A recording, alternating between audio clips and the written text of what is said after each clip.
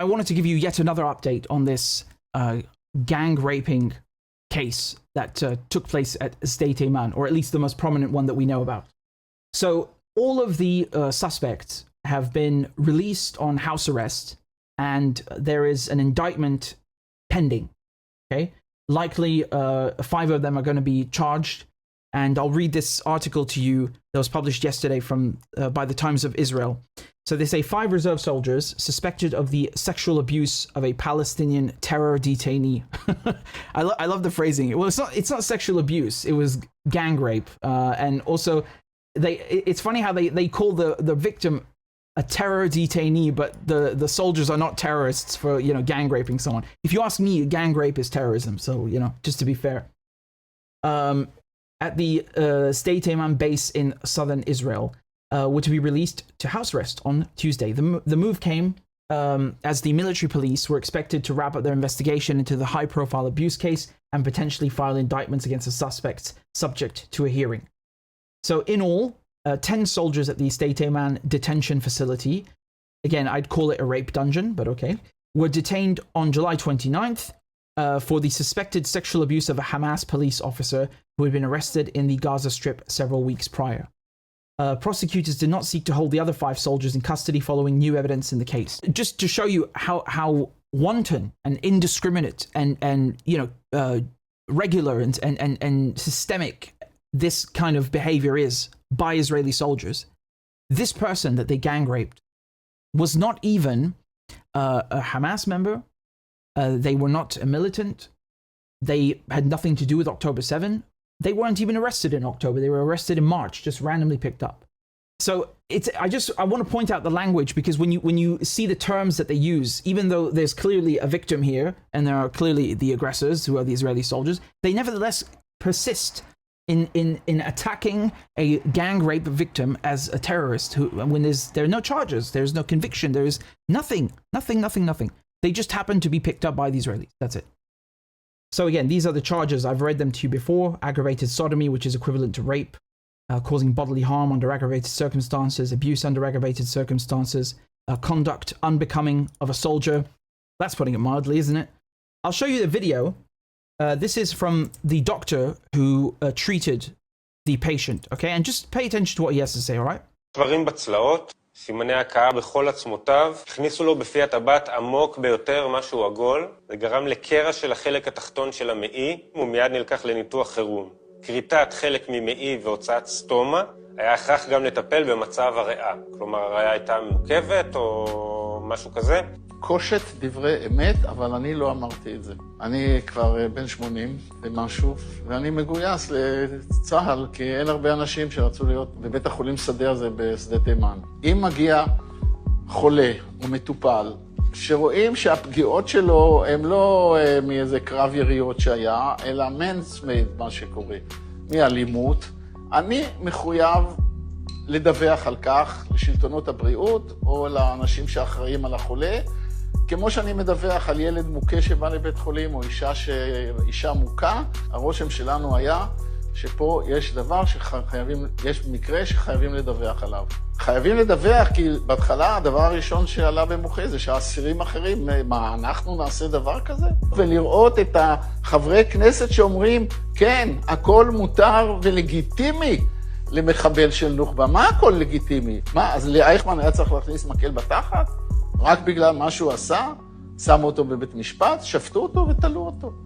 ככה נוהגת מדינה. It's funny listening to Hebrew, because you can, or modern Hebrew, you can see they said the word legitimate is legitimi.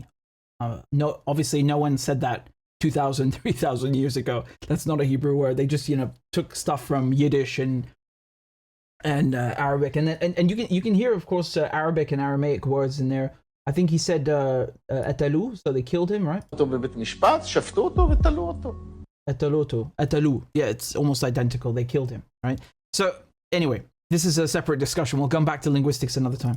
But you can see here that the police, the military police that came in to arrest these rapists, they were wearing masks, and people hate them, basically, right? I mean, I think that goes without saying that when people were rioting, they literally attacked the base in protest. Two of them, right? So Teiman and Beit Lid. So the military advocate general told a Knesset committee on Sunday that there have been dozens of threats against the military police officers who arrested reservists accused of sexually abusing a Palestinian inmate at Teiman, as ultra-nationalist lawmakers accused her of seeking to harm IDF soldiers. Speaking during a hearing of the Knesset's Constitution, Law and Justice Committee, Major General Yerushalmi said that given the threats, it was a reasonable decision for the officers to wear masks during the arrest.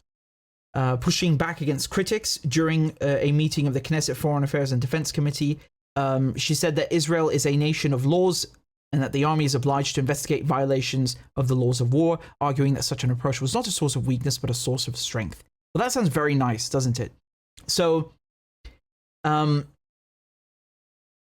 look at the attacks she's getting. She's sacrificing fighters for the benefit of international tribunals.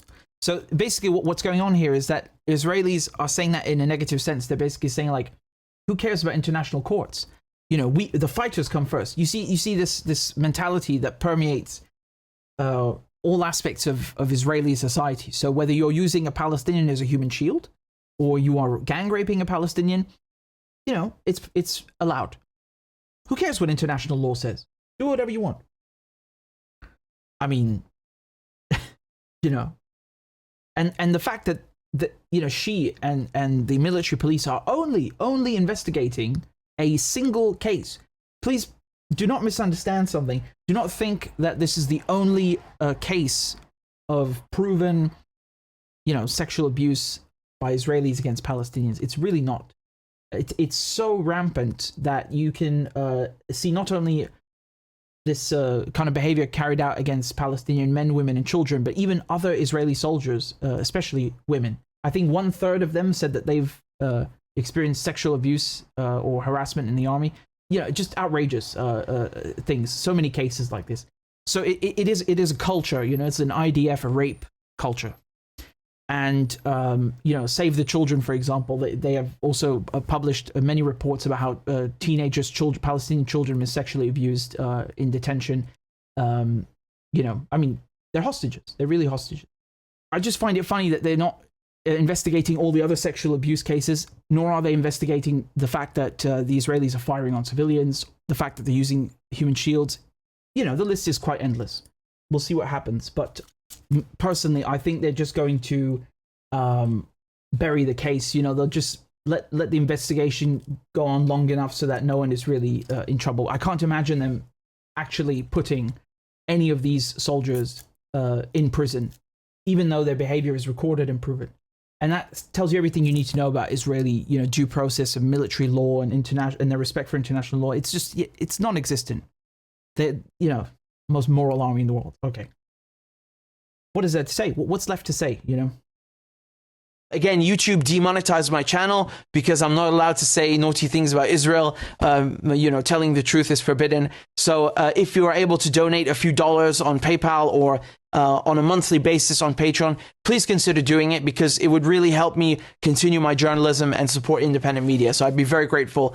And the links are in the description and also in the chat. Thank you guys very much again for all your donations and all your kind comments. I appreciate it very much.